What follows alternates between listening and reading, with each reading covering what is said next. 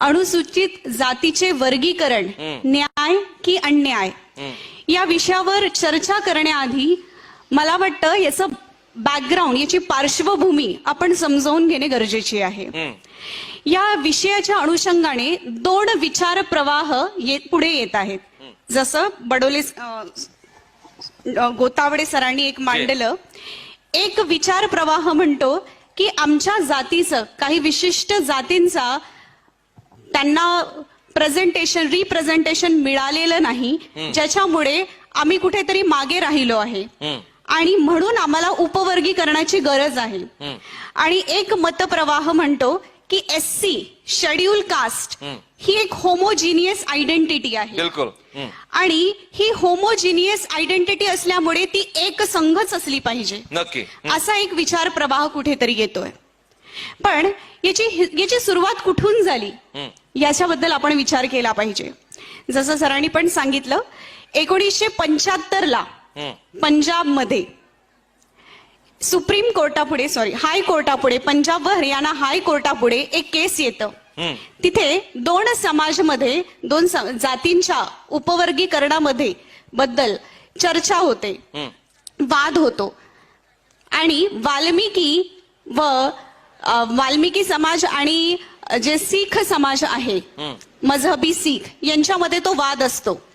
हा विचार जेव्हा कोर्टापुढे जातो, हायकोर्ट पुढे जातो, सुप्रीम हायकोर्ट तेव्हा असं निर्णय देतो की हा विचार अनकॉन्स्टिट्युशनल आहे, असंवैधानिक आहे, घटनाबाह्य आहे. हे इथेच थांबत नाही, तर पुढे अनेक पिटिशन्स दाखल होतात. सुप्रीम कोर्टापुढे पिटिशन्स फाईल होते. सुप्रीम कोर्टापुढे पिटिशन फाईल होते 2004 मध्ये. परत या 2004 मध्ये देखील सुप्रीम कोर्ट निर्णय देतं, 5 कॉन्स्टिट्यूशन बेंच पुढे निर्णय येतं की हे असंवैधानिक आहे. का तर कारण आर्टिकल 341 चे इथे उल्लंघन होत आहे, आर्टिकल 14 ला इथे तडा जातोय आणि राज्यांना हा अधिकार नाही. अशा पद्धतीचं हे उपवर्गीकरण अनकॉन्स्टिट्युशनल आहे, असंवैधानिक आहे, असा 2004 मध्ये सुप्रीम कोर्टाचा निर्णय आला. इथेच हा मुद्दा थांबत नाही. उपवर्गीकरणाबद्दल परत षडयंत्र पुढे सुरूच असतं. आणि 2020 मध्ये स्टेट ऑफ पंजाब आणि दविंदर सिंग ही केस परत पुढे सुप्रीम कोर्टाच्या पुढे जाणीवपूर्वक आणण्यात येतं.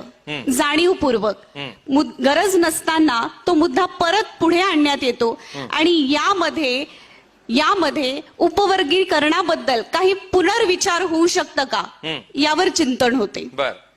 आणि सर्व यंत्रणा या बाजूने प्रयत्न करतात की उपवर्गीकरणाला व्हॅलिड कसं करता येईल. आणि 2024 मध्ये सुप्रीम कोर्ट निर्णय देतं, ऑगस्ट 2024 मध्ये, की उपवर्गीकरण व्हॅलिड आहे. म्हणजे एकंदरीत ही क्रोनॉलॉजी जर आपण पाहिली, सुरुवात होते पंजाब पासनं, जेणेकरून पूर्ण षडयंत्र रचलं आहे. एक विशिष्ट समूहाला टार्गेट करण्यासाठी हे जणू षडयंत्र आकारण्यात आलेलं आहे. तर उपवर्गीकरण न्याय की अन्याय, तर मी म्हणेल हा अन्याय आहे. तर अन्याय का बरं आहे? कारण हे मुळातच उपवर्गीकरणाचा मुद्दाच अनकॉन्स्टिट्युशनल आहे. अनकॉन्स्टिट्युशनल का बरं आपण म्हणतो याला? सर्वप्रथम उपवर्गीकरण करण्याचं जे अधिकार आहे हा फक्त आणि फक्त राष्ट्रपती आणि पार्लमेंटला आहे. ती केस जाणीवपूर्वक सुप्रीम कोर्टापुढे वारंवार आणण्यात येते आणि याला ते उपवर्गीकरण कसं व्हॅलिड आहे हे करार करण्यात येतोय. म्हणजे कुठेतरी यंत्रणा याच्या मागे काम करते आहे. दुसरी महत्वाची गोष्ट, 341 आर्टिकल 341 जी सुप्रीम कोर्ट जाणीवपूर्वक काय करते आहे, जे ज्युडिशियरीचा पार्ट आहे, judiciary is just a constitutional, it is just a constitutional machinery. कॉन्स्टिट्यूशनने ज्युडिशियरीला निर्माण केलं आहे, ज्युडिशियरीने कॉन्स्टिट्यूशनला नाही. Judiciary is just a guardian of parliament and constitution is a supreme law. तर कॉन्स्टिट्यूशनचं जे अधिकार आहेत हे कुठेतरी काम, लेजिस्लेचरचं काम कुठेतरी ज्युडिशियरी करते. तर हा इथे परत कॉन्स्टिट्यूशनचं उल्लंघन आहे. अच्छा.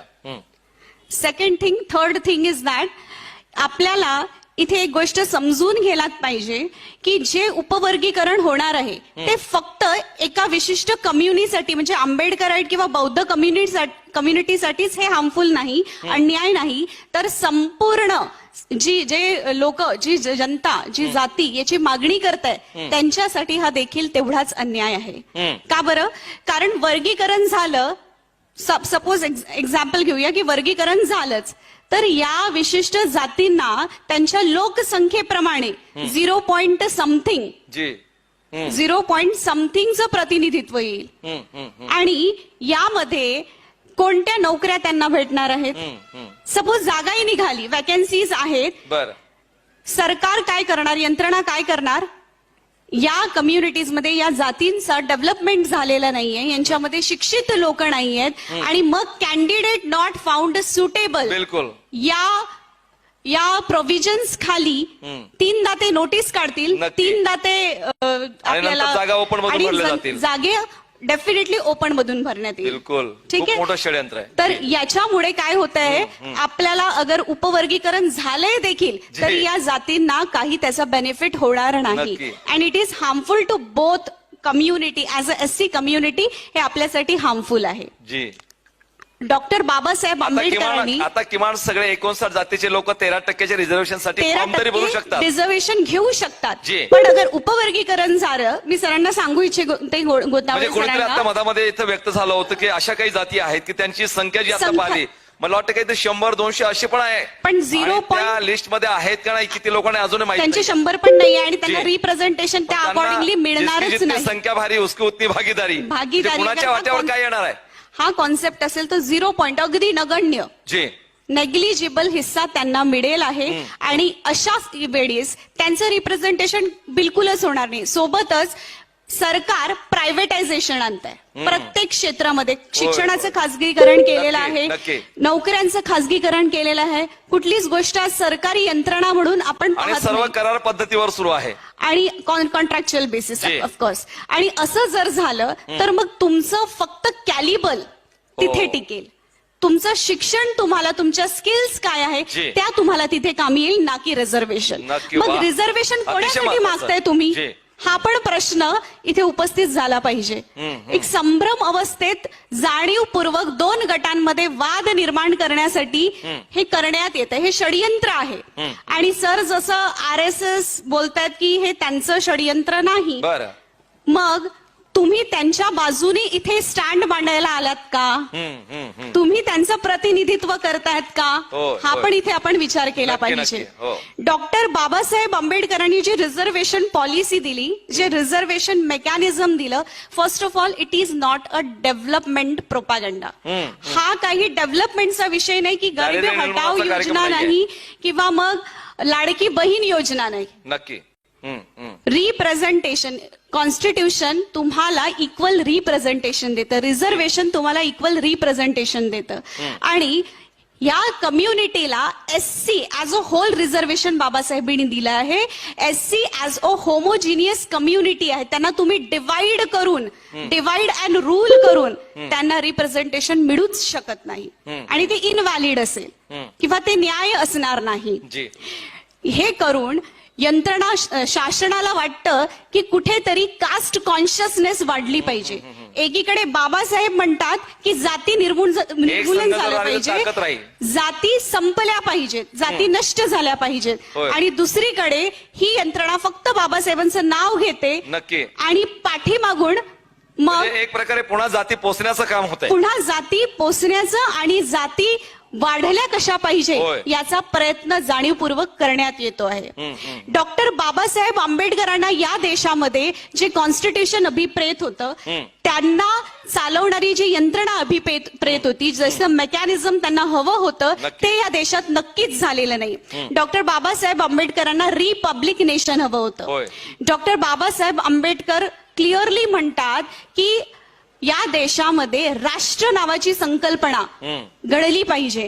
आणि हे घडवण्याचं जे काम आहे हे कोणावर आहे, तर इथल्या सरकारवर, नक्की. इथल्या यंत्रणेवर, जे मागच्या 75 वर्षातही देखील हे झालेलं नाही. जाती जातीमध्ये भांडणं वाद आहेत, भांडणं दंगे आहेत, आहेत. दंगे आहेत आणि हे त्या यंत्रणेचं, त्या सरकारचं काम होतं की राष्ट्रीयता, इथल्या भारतीयांमध्ये राष्ट्रीयता कशी जागरूक करता येईल बरोबर. याच्याबद्दल त्यांनी प्रयत्न केले पाहिजे, असे प्रोग्राम्स लावायला पाहिजे होते. ते अजिबात झालेलं नाही. जी. आणि ज्या समाजाला, ज्या जातींना वाटतं की आमचं डेव्हलपमेंट झालेलं नाही आहे, मग ते सरकारला का विचारत नाही आमचं डेव्हलपमेंट का झालं नाही? जी, बिलकुल. Why not you are making policies for us? तुम्ही आमच्यासाठी असे प्रोग्राम्स का इम्प्लिमेंट केलेले नाही? जी. ती पब्लिक पॉलिसी यायला पाहिजे होती त्यांच्या शैक्षणिक डेव्हलपमेंटसाठी, होय. त्यांच्या इकॉनॉमिक डेव्हलपमेंटसाठी. ते या समाजात का घडलं नाही, हा माझा इथे प्रश्न आहे. आणि हे तेव्हाच होऊ शकतं जेव्हा SC as a homogeneous identity ते कंबाईन म्हणून राहील आणि यांना त्यांची जाणीव असेल. जी. SC कम्युनिटी अगर ऍज अ होल एक संध होमोजिनियस बिलकुल, कम्युनिटी ते म्हणून ताकद राहील. राहणार, तरच त्यांची ताकद राहील नक्की. आणि तरच आपण कुठेतरी डेव्हलपमेंटच्या फेजमध्ये येऊ खूपच शकतो. छान, अतिशय